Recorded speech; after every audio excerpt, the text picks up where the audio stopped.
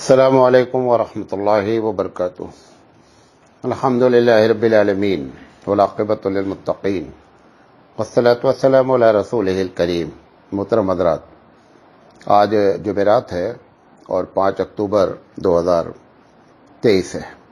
سوالات بہت سے آئے ہوئے ہیں، میں سفر میں ہوں، اس لیے جو بہت ضروری سوالات تھے ان کے جوابات دینے کی ہم انشاءاللہ کوشش کریں گے۔ اللہ تعالیٰ سے دعا کرتے ہیں کہ اللہ تعالیٰ ہمیں صحیح بات کہنے کی اور آپ کو صحیح بات سمجھنے کی توفیق عطا فرمائے۔ پوچھا گیا ہے کہ ابو جہل نبی کریم صلی اللہ علیہ وسلم کے چچا ہیں، تو یہ سگے چچا ہیں یا کیسے چچا ہیں؟ یہ لوگوں نے غلط مشہور کیا ہے کہ ابو جہل نبی کریم صلی اللہ علیہ وسلم کے چچا ہیں۔ بچپن سے ہم بھی سنتے تھے، لیکن یہ حقیقت نہیں ہے۔ ابو جہل کا نبی کریم صلی اللہ علیہ وسلم سے کوئی بھی قریبی رشتہ نہیں ہے، یعنی ابو طالب یا عبد المطلب، ان دونوں سے کوئی بھی جو ہے ان کا رشتہ قریبی نہیں ہے۔ یہ عوام میں جو بات مشہور ہے کہ اللہ کے رسول صلی اللہ علیہ وسلم کے چچا تھے، یہ ایک دم غلط بات ہے۔ پوچھا گیا ہے کہ یہ جو بیانہ دیتے ہیں تو یہ بیانے کا شرعی حکم کیا ہے؟ اگر ایک آدمی نے بیانہ دے دیا، اس کے بعد وہ سودا نہیں بیچ رہا ہے، اب جس نے بیانہ لیا ہے وہ کہہ رہا ہے میں پیسہ واپس نہیں کروں گا، جس کو ٹوکن منی کہتے ہیں یا کرناٹک کی لینگویج میں چنچکار کہتے ہیں، تو کیا اس کو یہ حق پہنچتا ہے کہ وہ اس پیسے کو نہ دے؟ دیکھیں، شرعی لحاظ سے تو بہت واضح فتویٰ ہے کہ اگر بیانہ دے دیا گیا اور سامان نہیں، سودا نہیں ہوا، تو جس کا پیسہ ہے اس کو پیسہ واپس کرنا چاہیے۔ اس میں نہ وہ کٹ کر سکتا ہے، نہ کسی قسم کا کوئی کھوٹ کر سکتا ہے۔ اب سوال یہ ہے کہ اس کی وجہ سے جس نے سامان بیچا ہے اس کو نقصان ہوتا ہے۔ کبھی کبھی جیسے گاڑی بک کر دی، ایک آدمی نے 500 روپے دے دیا، کہا کل آئیں گے، اور کل اس نے کینسل کر دیا، وہ کہہ رہا میرا 500 روپے لاؤ۔ اب وہ کہہ رہا ہے کہ تمہاری وجہ سے آج ہماری گاڑی بک نہیں ہوئی، ہمارا نقصان والے، آج ہم 500 روپے واپس نہیں کریں گے۔ سب سے پہلی بات تو یہ ہے کہ شریعت نے بیانے کو سراہا نہیں ہے کہ بیانہ دے کر کے بات کی جائے، زبان سے بات کی جائے۔ نمبر 2، یہ کیسے معلوم ہوا کہ تمہارا نقصان 500 روپے کا ہوا ہے؟ لہذا یہ دونوں باتیں مجہول ہیں، اس لیے پیسہ ہر حال میں واپس کرنا چاہیے۔ رہا یہ کہ جس نے وعدہ خلافی کی ہے اس کو وعدہ خلافی کا گناہ ملے گا، جو اس نے کیا غلط کیا۔ پوچھا گیا ہے کہ جماعت میں جانا فرض ہے یا واجب ہے یا سنت ہے؟ دیکھیں، یہ جو جماعت میں جانے کی بات ہے، تبلیغ دین ہر انسان کو اپنی طاقت کے مطابق کرنی چاہیے۔ یہ جماعت میں جانا ایک طریقہ کار ہے، یہ ہماری ضرورت ہے۔ اگر کوئی اس کو یہ کہتا ہے کہ اسی طریقے پر جانا فرض ہے، واجب ہے، سنت ہے، تو یہ بات غلط کہی جا رہی ہے۔ علمی لحاظ سے یہ بات صحیح نہیں ہے، یہ ہماری ضرورت ہے، ایک طریقہ کار ہے۔ جیسے میں مدرسہ چلاتا ہوں، اب کوئی آدمی مجھ سے یہ کہے کہ مولانا صاحب آپ 8 بجے مدرسہ کیوں شروع کرتے ہیں؟ کیا 8 بجے شروع کرنا واجب ہے، سنت ہے، فرض ہے؟ نہیں، یہ ہماری ضرورت ہے۔ ہمارا تجربہ ہے کہ اگر ہم 8 بجے سے لے کر 12 بجے تک اور 3 بجے سے لے کر 5 بجے تک اگر ہم پڑھاتے ہیں بچوں کو، تو اس کے اچھے نتائج برآمد ہوتے ہیں۔ اگر ہم یہ کہنا شروع کر دیں کہ 8 بجے واجب ہے، سنت ہے، تو پھر میرا یہ کہنا غلط ہے، اور جیسے ہی واجب اور سنت کہیں گے ویسے ہی ہم کو قرآن حدیث سے دلیل دینی پڑے گی۔ لہذا یہ تبلیغ دین ہر مسلمان کی ذمہ داری ہے، اور اس کے لیے یہ طریقہ کار ہے۔ طریقہ کار الگ الگ ہو سکتے ہیں، اس میں سے ایک طریقہ کار ہے، اس کو واجب، سنت اور فرض کا درجہ نہیں دینا چاہیے۔ پوچھا گیا ہے کہ کیا گناہ جاریہ بھی صدقہ جاریہ کی طرح ہوتا ہے؟ اس بات کو سمجھ لیں، جس طریقے سے کوئی آدمی نیکی کا کام کرتا ہے وہ مر جاتا ہے اور نیکی چالو رہتی ہے۔ مثال کے طور پر آپ نے ایک مسجد کی زمین میں پیسے لگائے، مسجد بن گئی، بندہ مر گیا، جب تک اس زمین پر مسجد ہے، نماز پڑھی جا رہی ہے، جس نے اس میں پیسہ لگایا ہے اس کا اکاؤنٹ چالو رہے گا۔ یہی وجہ ہے کہ کسی بھی آدمی کے مرنے کے فوراً بعد اس کا حساب کتاب نہیں ہوتا ہے، حساب کتاب آخرت میں ہوگا۔ وجہ کیا ہے؟ حالانکہ ہم جب مر جاتے ہیں تو ہماری قیامت تو اسی دن ہو جاتی ہے۔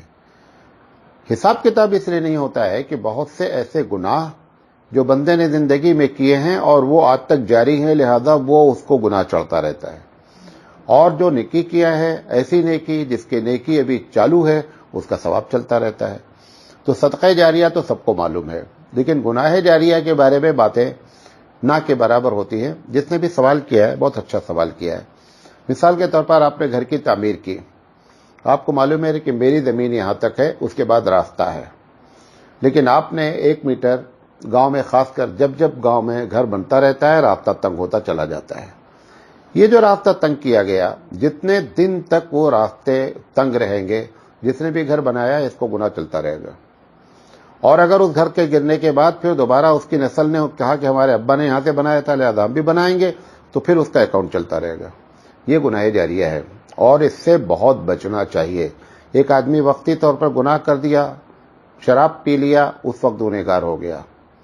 لیکن یہ جو گناہ ہے یہ گناہ جاریہ ہے، بہت خطرناک قسم کا. مثال کے طور پر آپ نے بیٹی کو جہیز میں ٹی وی دیا ہے، بہت بڑی سی اسکرین والی، اور بیٹی اس پہ گانا دیکھتی ہے. آپ مر گئے، ابا جی مر گئے، بیٹی مستقل اس پر گانے سنتی ہے، گانے دیکھتی ہے، جب تک وہ ٹی وی رہے گا ابا کا گناہ چالو رہے گا. یہ گناہ جاریہ کہلاتا ہے.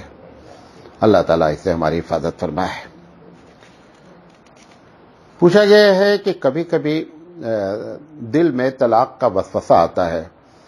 تو جو دل میں طلاق کا وسوسہ آتا ہے کہ میں نے طلاق دے دیا، کوئی آدمی کے دل میں ایسا وسوسہ آیا، تو اس کا شرعی حکم کیا ہے؟ دیکھیں، بول سمجھتے ہیں؟ بول ہوتی ہے جب آدمی کے ہونٹ ہلتے ہیں اور زبان ہلتی ہے، تبھی وہ بول کہلاتی ہے. جیسے بعض لوگوں کی عادت ہے، خاص کر عورتیں وغیرہ، کہ قرآن پڑھتی ہے، نہ زبان ہلتی ہے نہ ہونٹ ہلتا ہے، یہ تلاوت نہیں کہلاتی ہے. تلاوت کے لیے لازم ہے کہ ہونٹ ہلے اور زبان ہلے، بھلے آواز نہ آئے. لیکن اگر جیسے ایک دم سن مارے بیٹھی ہیں اور پلٹ رہی ہیں صفا، یہ تلاوت نہیں کہلاتی ہے، یہ دل میں پڑھنے والی بات ہے. تو دل میں جو بھی چیز ہوتی ہے اس کو کاؤنٹ نہیں کیا جاتا ہے. اگر طلاق کیا دل میں بات آئی ہے اور اس کے زبان نہیں ہلی ہے، ہونٹ نہیں ہلے ہیں، تو ایسے وسوسے آنے سے طلاق واقع نہیں ہوتی ہے. اور یہ وسوسہ لانا نہیں چاہیے. آنا ایک الگ ہوتا ہے، لانا ایک الگ ہوتا ہے. جو چیز آتی ہے اس پر کوئی گناہ نہیں ہوتا ہے. نبی کریم صلی اللہ علیہ وسلم کے زمانے میں ایک صحابی آئے اور آ کر کے انہوں نے کہا، اللہ کے رسول، مجھے بہت برے وسوسے آتے ہیں، اور اتنے برے آتے ہیں کہ میں اگر آپ پوچھیں کہ بولو کیا ہے وہ وسوسہ تو میں بیان نہیں کر پاؤں گا، میں کوئلہ ہو جاؤں گا جل کے، لیکن بولوں گا نہیں. تو اللہ کے رسول نے کہا کہ بتاؤ. انہوں نے کہا نہیں، میں بولوں گا نہیں. تو آپ صلی اللہ علیہ وسلم نے پوچھا کہ آخر آپ کو کون سی چیز ہے جو روکتی ہے؟ کون روک رہا ہے کہ نہیں بولو؟ انہوں نے کہا یہ نہیں معلوم، لیکن بولیں گے نہیں. اللہ کے رسول صلی اللہ علیہ وسلم نے فرمایا کہ یہ تمہارا ایمان ہے. وہ ایمان بولنے نہیں دے رہا ہے، اس کے مطلب آپ تو بڑے ایمان والے ہیں. یہ وسوسہ آنا یہ تمہارے بس میں نہیں ہے. جب وسوسہ لایا جاتا ہے تب گناہ ہوتا ہے. خود سے جو آتا ہے، بندہ کسی سے بول نہیں پا رہا ہے، کہہ نہیں پا رہا ہے، شرم کرتا ہے، کہتا ہے کچھ بھی ہو جائے ہم بتائیں گے نہیں، یہ اس کا ایمان ہوتا ہے، وہ اس کو روکتا ہے، اور یہ بہت ہی محبوب چیز ہے. لہذا اس طریقے سے طلاق اگر دل میں کسی کے آتی ہے تو واقع نہیں ہوتی ہے. پوچھا گیا ہے کہ نانا نانی دادا دادی کے سگے بھائی بہن محرم ہوتے ہیں یا نہیں؟ نانا نانی دادا دادی کے سگے بھائی بہن سب محرم ہوتے ہیں. جیسے نانا محرم ہے، نانا کا بھائی بھی محرم ہے، نانا کی بہن بھی محرم ہے. تو یہ چاروں نانا نانی دادا دادی کے سگے بھائی بہن جتنے بھی ہیں سب محرم ہوتے ہیں. پوچھا گیا ہے کہ ساس کی بہن محرم ہوتی ہے یا نہیں؟ ساس کی بہن محرم نہیں ہے. ساس محرم ہوتی ہے، لیکن ساس کی جو بہن ہے وہ محرم نہیں ہوتی ہے. اس کو نوٹ کر لیں. نانا نانی پر قیاس نہیں کیا جائے. اور ساس کے بارے میں یہ بھی جان لیں، ساس ابدی محرم ہے، ہمیش کے لیے محرم ہے جیسا نانا نانی، لیکن ساس کی بہن محرم نہیں ہوتی ہے. پوچھا گیا ہے کہ ایک صاحب کا انتقال ہوا ہے اور ان کے ایک بھائی ہیں اور ایک بیٹی ہے اور ایک بیوی ہے، وراثت کیسے تقسیم ہوگی؟ دیکھیں، جب اولاد موجود ہوتی ہے، یہاں بیوی بھی موجود ہے، تو بیوی کو 100 روپے میں 12.5 روپے ملیں گے، اور ایک بیٹی موجود ہے تو بیٹی کو 50 روپے ملیں گے، تو 50 روپے بیٹی کو چلے گئے، 12.5 روپے بیوی کو چلے گئے، تو ٹوٹل کتنے ہو گئے؟ 62.5 ہو گئے، 12، 12.5 اور 50، 50 10 60، 2 60، 62، 62.5، 62.5 کے بعد 100 میں کتنا بچا؟ 37.5 بچا شاید، 37.5 چلا جائے گا اس کے سگے بھائی کو۔ اس طریقے سے وراثت تقسیم ہوگی، واللہ اعلم بالصواب۔ پوچھا گیا ہے کہ اگر ماں باپ نے کوئی گناہ کیا ہے یا کوئی غلط کام کیا ہے تو کیا اس کی سزا نسلوں کو بھی بھگتنی پڑتی ہے؟ یہ اسلامی اصول نہیں ہے۔ جو آدمی گناہ کرتا ہے گناہ کی سزا اسی کو ملتی ہے جو گناہ کرتا ہے۔ یہ ممکن ہے، مثال کے طور پر ابا نے رشوت کے ذریعے غلط کام کیا اور بیٹے کو یہ بات معلوم ہو گئی کہ یہ جو کچھ ہوا ہے یہ ابا نے رشوت سے کمایا ہے، تو ایسی شکل میں اگر اب بیٹا اس کو استعمال کرے گا تو یہ گنہگار ہوگا، کیونکہ اس سے بات معلوم ہو گئی ہے کہ میرے ابا کا کمایا ہوا مال صحیح نہیں تھا۔ نہیں معلوم تھا کوئی مسئلہ نہیں ہے، مثال کے طور پر چوری کا مال ہے، آپ کے گھر میں رکھا ہوا ہے اور یہ معلوم ہو گیا بیٹے کو کہ یہ چوری کا مال ہے، ابا امی جو بھی لے کر آئیں چوری کا ہے، تو بیٹے کو استعمال کرنا اس کو جائز نہیں ہو سکتا ہے۔ یہ تو ممکنات میں سے، اگر اس کو کر لے گا تو یہ بھی گنہگار ہوگا۔ مثال کے طور پر ہمارے والد نے اپنی بہن کو حصہ نہیں دیا وراثت میں، ہم کو یہ بات معلوم ہو گئی کہ میرے ابا نے پھوپھی جان کو حصہ نہیں دیا ہے، اب ابا سے وراثت ہم کو پلٹ کر آئی اور یہ بات بھی معلوم ہے کہ پھوپھی جان کو محروم کیا گیا ہے، تو لازم ہے اس آدمی کو کہ وہ اپنی پھوپھی کو، اس کا بھتیجا ہے، لازم ہے کہ وہ اپنی پھوپھی کا حصہ نکالے۔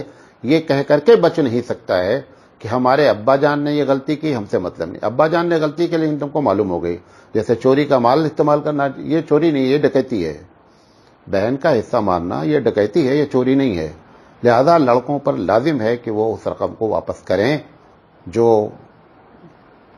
پھوپھی کا حصہ ہے۔ ایک چھوٹا سا واقعہ، میں نام نہیں لوں گا لیکن ایک دم صحیح واقعہ ہے۔ ایک صاحب کے والد صاحب بہت بڑے بدماش قسم کے ڈکیت تھے، انہوں نے بہت لوگوں کا مال لوٹا۔ لڑکا جب بڑا ہوا اور اس کو آیا تو لڑکے نے یہ طے کر لیا کہ میرے ابا نے جہاں جہاں لوٹا ہے میں سب کا پیسہ واپس کروں گا، اور پوری اپنی زندگی میں انہوں نے تحقیق کر کر کے اپنے ابا کے اوپر سے گناہ ہٹانے کے لیے سارا پیسہ لے آگے واپس کیا۔ پوری ڈکیتی جتنی کی گئی تھی، ساری ڈکیتی کا مال کیا ہوا ہے؟ واپس ہوا ہے۔ یہ ذمہ داری ہوتی ہے اس وقت جب آپ کو یہ معلوم ہو جائے کہ میرے ابا نے اور میری امی نے غلطی کی ہے۔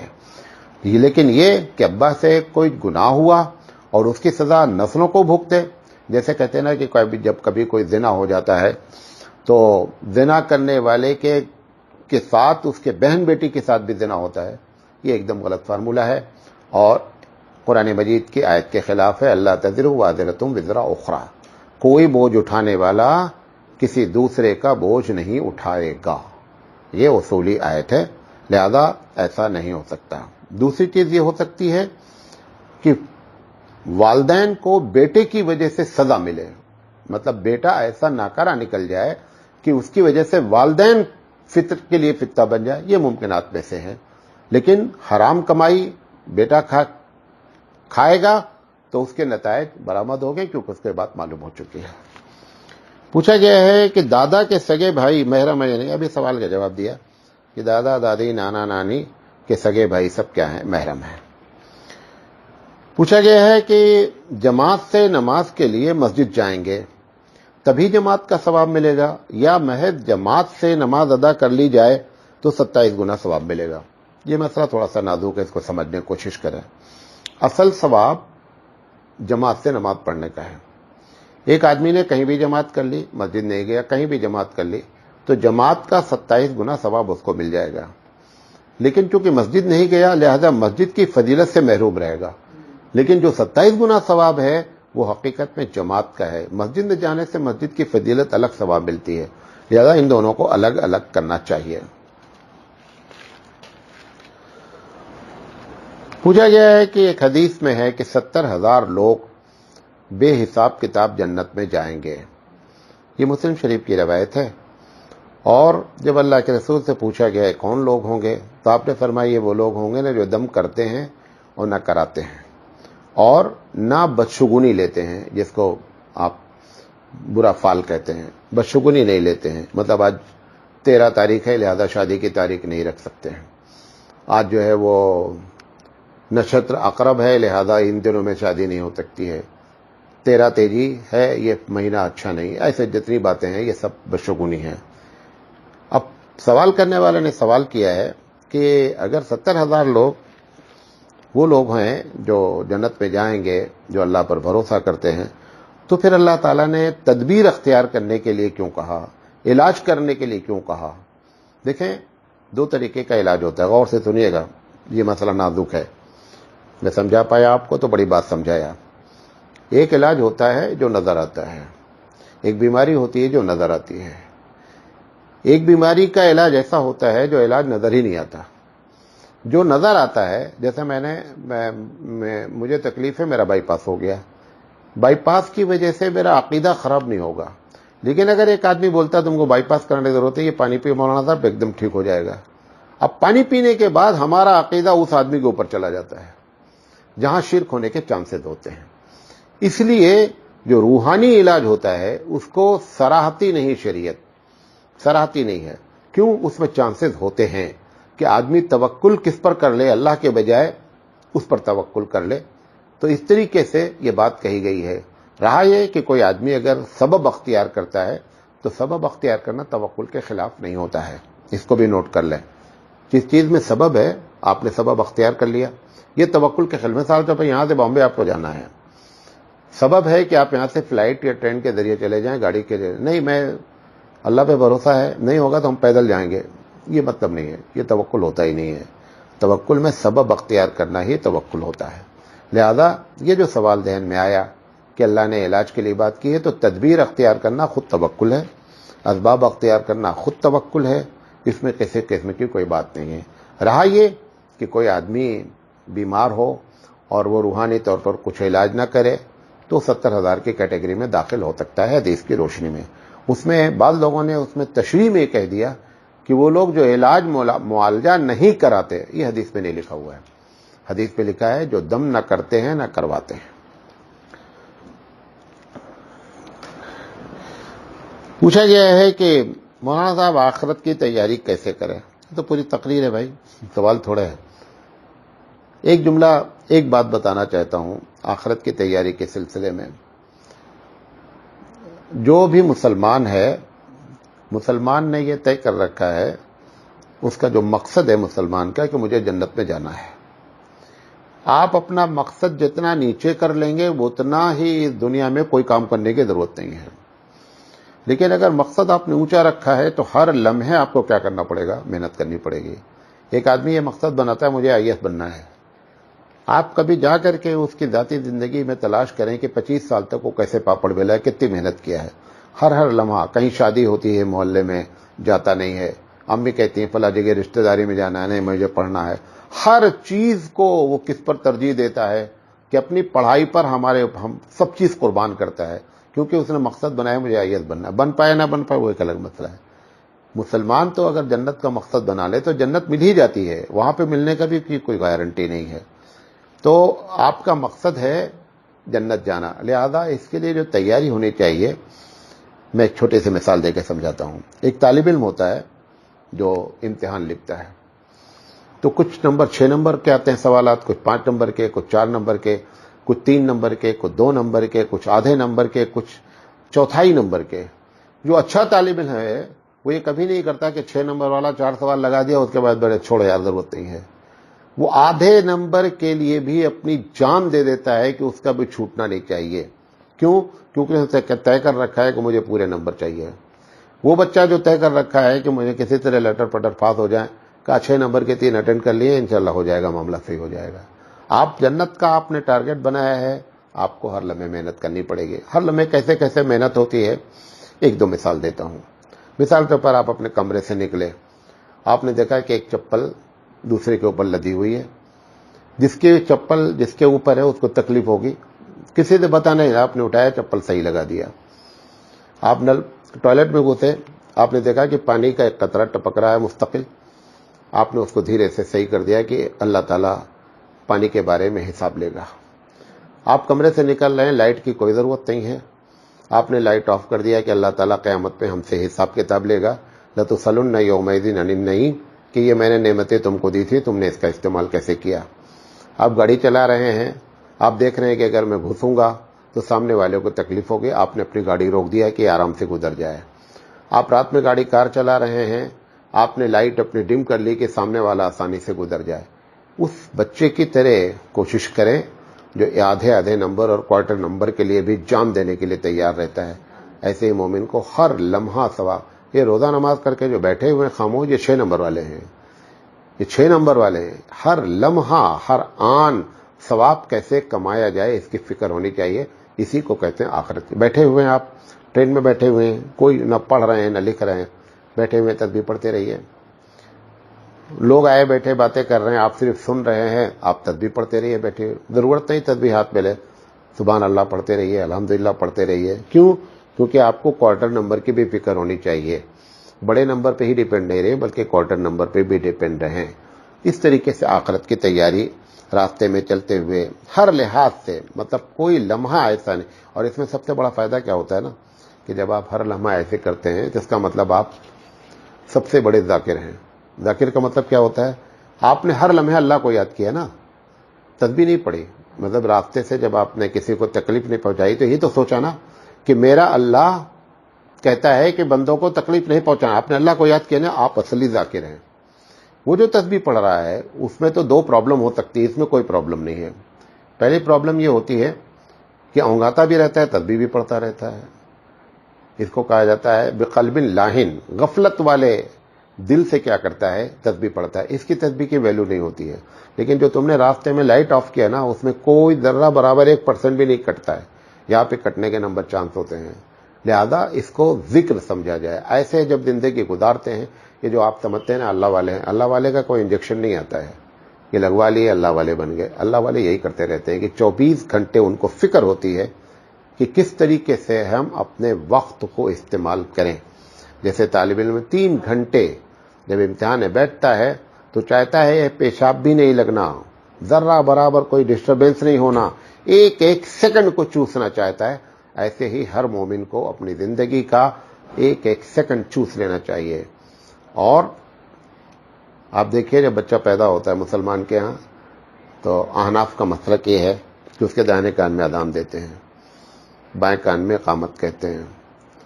اور جب اس کی نماز جنازہ ہوتی ہے تو امام صاحب آتے ہیں، نہ اذان ہوتی ہے نہ اقامت ہوتی ہے، بلکہ آتے کیا کہتے ہیں؟ اللہ اکبر۔ مطلب کیا ہے؟ مومن کو بتا دیا گیا کہ بھیا تمہاری نماز جنازہ تیار ہے، اذان بھی ہو چکی ہے، اقامت بھی ہو چکی ہے، اب امام صاحب کو صرف اللہ اکبر کہنا ہے، یہ تمہارے پاس اتنا ٹائم ہے، اس میں جو کرنا ہے کر لو تم۔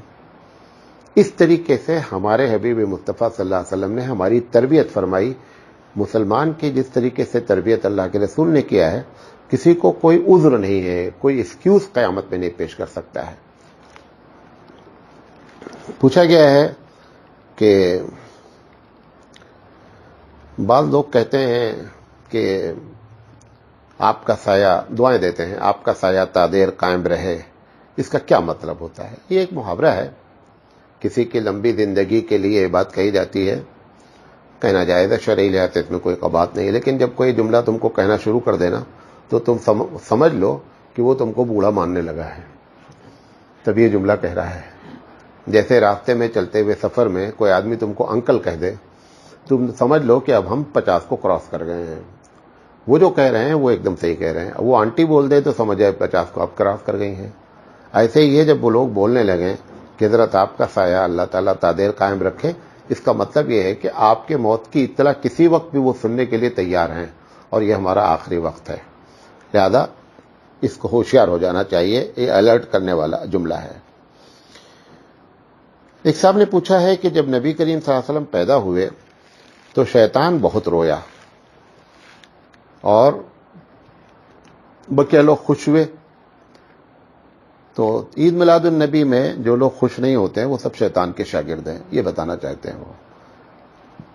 سب سے پہلی بات تو آپ کو بتا دیں یہ لکھا کہاں ہے کہ شیطان رویا، یہ کسی صحیح حدیث میں لکھا ہی نہیں ہے۔ یہ البدایہ والنہایہ ایک کتاب ہے، اس میں یہ بات واقعہ نقل کیا گیا. میں تھوڑی دیر کے لیے صحیح مان لیتا ہوں. اچھا، شیطان کو یہ کیسے معلوم ہوا کہ پیدا ہونے والے نبی ہیں؟ ان کو معلوم کیسے ہوا کہ یہ نبی ہیں؟ یہ علم تو نبی کریم صلی اللہ علیہ وسلم کو بھی اس وقت نہیں تھا کہ میں نبی بننے والا ہوں. 40 سال سے پہلے اللہ کے رسول کو بھی یہ بات نہیں معلوم تھی کہ میں نبی بننے والا ہوں. تو شیطان کا علم تو گویا اللہ کے علم کی طرح ہو گیا، نعوذ باللہ، کہ شیطان کو پیدا ہوتے ہی معلوم ہو گیا یہ نبی، اس لیے بہت رویا وہ. یہ ایک دم جھوٹی بات ہے. اگر حدیث بھی صحیح آ جائے، حدیث صحیح نہیں، اگر صحیح آ جائے تو بھی عقلی لحاظ سے ایک دم جھوٹی بات ہے. اچھا، شیطان کا مطلب ہوتا ہے جن. شیطان کوئی مخلوق تو ہے نہیں، شیطان تو جن ہے. سورہ جن میں قرآن مجید میں جب قرآن مجید نازل ہونے کا وقت قریب آیا تو پورے زمین آسمان میں اللہ نے زبردست سیکیورٹی لگائی. سیکیورٹی اس طریقے سے کہ کوئی بھی چیز ڈسٹرب نہیں ہونی چاہیے قرآن کریم کی. جن بہت پریشان ہوئے، کیا ایسا معاملہ اس دنیا میں پیش آ گیا ہے کہ جو اتنی ٹائٹ سیکیورٹی کریں. اس کے بعد ان کو پتا چلا کہ صاحب کوئی نبی بنا کر بھیجے گئے ہیں اور ان پر قرآن نازل ہوا ہے. پھر وہ اس کی تلاش میں نکلے اور نبی کریم صلی اللہ علیہ وسلم کی ملاقات ہوئی. انا سمعنا قرآنا عجبا، یہ جنہوں نے نقل کیا کہ آج ہم نے عجیب و غریب کلام سنا ہے. تو سوال یہ 40 سال تک ان کو نہیں پتا چلا اور یہ ابلیس کو اسی دن پتا چل گیا. جھوٹی باتیں ہیں. تھوڑا سا عقل کے ہوش کے ناخن لیا کریں تب ایسی باتیں کیا کریں. یہ ایک الگ بات ہے، اس وقت وہ رویا ہوگا لیکن آج خوب ہنس رہا ہے، یہ بھی بتا دینا چاہتا ہوں. کیونکہ ہر وہ کام آپ عید میلاد النبی کے نام پہ کر رہے ہیں جو شیطان کو خوب پسند ہے. بھئی اللہ کے رسول کو میوزک نہیں پسند، آپ بغیر ڈی جے کے کیا کہتے ہیں عید میلاد النبی نہیں ہو رہی ہے. اللہ کے رسول صلی اللہ علیہ وسلم کو ناچ گانا نہیں پسند ہے، بغیر ناچ گانے کے عید میلاد النبی نہیں ہو رہی ہے. اور اب اتنا حد ہو گیا ہے کہ مسجد میں لوگ ناچ رہے ہیں تو سوشل میڈیا نے پورے سب کو ننگا کر دیا نا. سارے لوگوں کو معلوم ہو گیا پوری دنیا میں کہ مسلمان جو عید میلاد النبی کے نام پر جو کچھ کر رہے ہیں اس میں کتنا صحیح کر رہے ہیں اور کتنا غلط کر رہے ہیں. تو اس وقت تو بھلے رویا ہو لیکن آج خوب ہنس رہا ہے.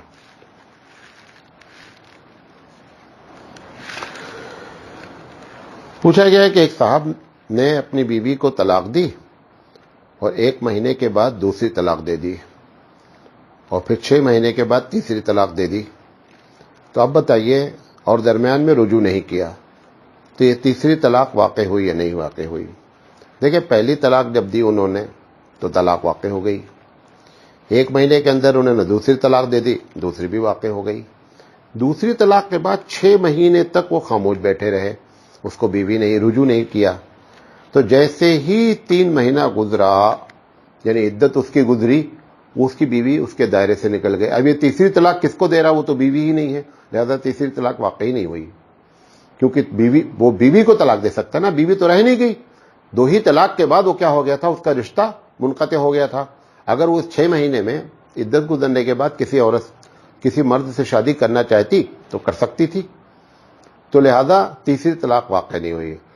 اب صاحب اگر وہ اپنی پہلی بیوی سے شادی کرنا چاہتے ہیں اور وہ بیوی راضی ہے کہ میں ان کے ساتھ رہنا چاہتی ہوں تو حلالے کی ضرورت نہیں ہے، نکاح کر لیا جائے دوبارہ اور کرنے کے بعد دونوں میاں بیوی بن جائیں، یہ ممکن ہے. یہ تیسری طلاق واقع نہیں ہوئی ہے.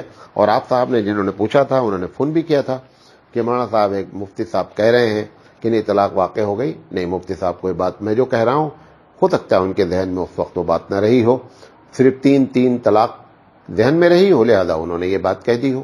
لیکن تیسری طلاق تو ایسے وقت پہ واقع ہوئی ہے جب وہ اس کی بیوی نہیں رہی، لہذا ان کو سمجھائیں. پوچھا گیا ہے کہ حرم میں ایک نماز پڑھنے کا 1 لاکھ ثواب ہوتا ہے، تو کیا حرم میں گناہ کرنے کا گناہ بھی 1 لاکھ ہوتا ہے؟ دیکھیں، اس بات کو سمجھ لیں، ایسی کوئی حدیث تو ہمارے پاس موجود نہیں ہے کہ 1 لاکھ اگر آپ نے گناہ کیا حرم کے علاقے میں تو گناہ بھی 1 لاکھ ہوگا. ایسی کوئی ہمارے پاس حدیث نہیں ہے. لیکن عقلی لحاظ سے کچھ لوگوں کا کہنا یہ ہے کہ یہ اتنا محترم شہر ہے اور پھر حرم اتنی محترم جگہ ہے، وہاں پر بھی آدمی اگر کوئی گناہ کرتا ہے تو عام جگہوں سے اس کے گناہ زیادہ ہوں گے. لیکن 1 لاکھ کی قید لگا کر کہنا، ایسی کوئی صریح حدیث میرے علم میں نہیں ہے. اگر کسی صاحب کو معلوم ہو تو مجھے بتائیں، میں رجوع کروں گا، لیکن میرے علم میں ایسی کوئی حدیث موجود نہیں ہے. اسی سے ملتا جلتا سوال کیا گیا ہے کہ کیا حرم میں ہر نیکی کا ثواب 1,00,000 کے برابر ہوتا ہے؟ یہ بھی ویسے ہی بات ہے۔ حدیث میں کیا ہے کہ 1,00,000 نماز کا ثواب حرم میں ہوتا ہے۔ اور یہ بھی سمجھ لیں، حرم سے مراد بیت اللہ نہیں ہے، حرم سے مراد مسجد نبوی نہیں ہے، حرم سے مراد جہاں پر وہ گرین پوری بیلٹ بنایا گیا ہے جس کو حدود حرم کہتے ہیں، چاہے وہاں وہ مسجد ہو یا نہیں ہو، جو بھی آدمی وہاں نماز پڑھے گا اس کو 1,00,000 کا ثواب ملے گا حدود حرم کے اندر۔ تو کیا ایک آدمی نے اگر 1 درہم خرچہ کیا وہاں پہ کسی کو غریب کو واقعی میں پریشان کو دیا تو 1,00,000 کا ثواب ملا؟ اس پر بھی کوئی صراحتاً حدیث ہمارے پاس موجود نہیں ہے، لیکن بعض ہمارے اکابر جیسے ابن حجر ہیثمی رحمۃ اللہ علیہ نے اس پر جو ہے وہ لکھا اپنے فتاوے میں کہ ہر نیکی کا ثواب حرم کے اندر کرنے سے 1,00,000 کے برابر ہوتا ہے، لیکن ان کی دلیل کیا ہے یہ مجھے معلوم نہیں ہے۔ بہرحال ان کے فتاوے میں ایسی بات ذکر ہے اور شاید وہ کوئی حدیث بھی نقل کرتے ہوں گے، لیکن بہرحال صراحتاً کوئی حدیث معلوم نہیں ہے۔ پوچھا گیا ہے کہ ذکر کی مجلس میں 70 سال کی عبادت کے برابر ثواب ملتا ہے، اس کا کیا حوالہ ہے؟ یہ کچھ لوگ جب تقریریں کرتے ہیں تو کہتے ہیں کہ آپ لوگ ذکر کی مجلس ہے یا اللہ فرشتے آتے ہیں، اگر اس میں کوئی بیٹھے تو 1 لمحہ کا بیٹھنا بھی 70 سال کی عبادت کے برابر ہوتا ہے۔ یہ جو بات کہی جا رہی ہے یہ غیر مستند بات ہے، اس پر صحیح حدیث موجود نہیں ہے، میرے علم میں نہیں ہے کوئی حدیث۔ اس کے پہلے بھی اس پہ جواب دیا ہوں کہ یہ جو بات کہی جا رہی ہے یہ صحیح نہیں ہے۔ پوچھا گیا شوہر کو مجازی خدا اردو والے کہتے ہیں، یہ کہنا صحیح ہے کہ نہیں؟ ایک دم غلط ہے۔ یہ اردو ادب والوں نے یہ جملہ نکالا، افسانہ میں شروع ہوا، پھر ناول میں آیا، اور پھر بعض اردو علاقوں میں یہ بات کہا جاتا ہے کہ شوہر مجازی خدا ہے، نہیں بولنا چاہیے۔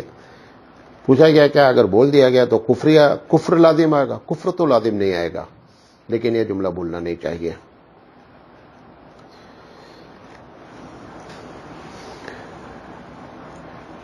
ایک صاحب نے ایک حدیث کی تحقیق پر سوال کیا ہے، گرچہ اس کے پہلے بھی مجھے یہ حدیث کے بارے میں نہیں معلوم تھا، میں بھی اپنی کسی تقریر میں یہ بات بول چکا ہوں، اور حد یہ ہے کہ بعض بڑے بڑے مفتیوں اور محدثین نے بھی یہ باتیں کہی ہیں، لیکن تحقیق سے پتہ چلا کہ یہ حدیث نہیں ہے۔ واقعہ کیا ہے پہلے سن لیجئے کہ ایک صحابی رسول اکرم صلی اللہ علیہ وسلم کے پاس آئے، شادی شدہ تھے، انہوں نے کہا کہ بہت کڑکی چل رہی ہے۔ اللہ کے رسول نے کہا جاؤ دوسری شادی کر لو۔ جب دوسری شادی کر لیا انہوں نے تو 1 شد 9 2 شد والی بات ہو گئی، اب 2 بیوی کا خرچہ ہو گیا، کڑکی ویسے ہی رہی۔ تو اللہ کے رسول نے کہا جاؤ تیسری کر لو یار، انہوں نے تیسری کر لیا، اب مسئلہ پھر بھی نہیں حل ہوا۔ اللہ کے رسول نے کہا جاؤ چوتھی کر لو۔ جب انہوں نے چوتھی شادی کر لی تو خوب وارے نیارے ہو گئے اور بڑے حالات اچھے ہو گئے۔ تو پوچھا گیا ہے کہ یہ واقعہ کس کتاب میں لکھا ہوا ہے؟ یہ آپ کو بتا دیں یہ واقعہ کہیں نہیں لکھا ہوا ہے، یہ لوگوں نے بنایا ہے، اور یہ جن لوگوں کو شادیاں کرنی ہوتی یا تو انہوں نے بنایا، سمجھے؟ جو آج کل انسٹاگرام پر بھی ایک آتا ہے، کہتا ہے شوہر کہتا ہے کہ رزق بیوی کی قسمت سے آتا ہے، تو بیوی بہت خوش ہوتی ہے، ہاں رزق، تو کہتا ہے اگر 2 بیوی ہو جائیں تو قسمت زیادہ ہو جائے گی، تو بیوی ناراض ہو جاتی ہے۔ تو یہ سب بنایا ہوا جملہ ہے، یہ حدیث کی تحقیق صحیح نہیں ہے، یہ حدیث نہیں ہے۔ اس کے خلاف میں ایک دوسری حدیث ہے، ہو سکتا ہے وہاں سے معنی نکال لیا گیا ہو کہ اللہ کے رسول صلی اللہ علیہ وسلم نے اس طریقے سے فرمایا کہ تنگی کی وجہ سے شادی کو ڈیلے نہ کیا جائے۔ اللہ تعالیٰ تم گناہوں سے بچنے کے لیے شادی کرو گے تو پروردگار عالم ہو سکتا ہے راہیں کھول دیں، لیکن یہ ایک کے بعد دوسری، دوسری کے بعد تیسری، اور تیسری کے بعد چوتھی، اور چوتھی کے بعد پھر ایک دم جو ہے خزانہ کھل گیا، یہ جو بات کہی جا رہی ہے یہ صحیح نہیں ہے۔ پوچھا گیا مولانا صاحب ڈیجیٹل تسبیح ہم لوگ استعمال کرتے ہیں، تسبیح اگر خراب ہو جائے تو اس کو کہاں پھینکا جائے؟ ہوتا ہے نا پڑھتے رہتے ہیں جو ڈیجیٹل تسبیح یا ایسی کوئی چیز کہ جس میں آپ کو معلوم ہے کہ اس کے اندر فیڈ ہے، ایک ہوتا ہے لکھا ہوا جیسے تقرا ہے، اخبارات میں کوئی آیت آ جاتی ہے، کتاب میں، تو ان سب کو احترام کرنا چاہیے، اور اس کا بہترین طریقہ اس کو جلا کر کے اس کی راکھ کو دفن کر دینا چاہیے۔ پوچھا گیا ہے کہ مولانا صاحب ایک روایت کی تحقیق درکار ہے کہ تمام انبیاء نے اللہ سے یہ بات کی تمنا کی کہ اللہ مجھے رسول نہ بنائیے، لیکن مجھے نبی کریم صلی اللہ علیہ وسلم کی امت میں پیدا فرمائیے، اور خاص کر موسیٰ علیہ السلام کے بارے میں ذکر ہے، اس کی کیا حقیقت ہے؟ ایسی کوئی حدیث نہیں ہے۔ یہ بھی لوگوں نے مشہور کیا ہے، اور بڑے بڑے لوگ، میں بھی شاید ایک آدھ مرتبہ کہیں بول گیا ہوں، اگر بول دیا ہے تو آج والی بات سے پہلے والی بات کو کینسل جانا جائے۔ ایسی کوئی حدیث نہیں ہے کہ نبی نے کہا مجھے رسول نہ بناؤ لیکن امت محمدی میں پیدا کر دو، ایسی کوئی حدیث۔ اور ایک آدھ حدیث ہے بھی تو بہت زیادہ ضعیف ہے، بلکہ موضوع بعض لوگوں نے لکھا ہے، لہذا ایسی حدیثیں تقریروں میں بیان کرنے سے پرہیز کرنا چاہیے۔ وآخر دعوانا ان الحمد للہ رب العالمین۔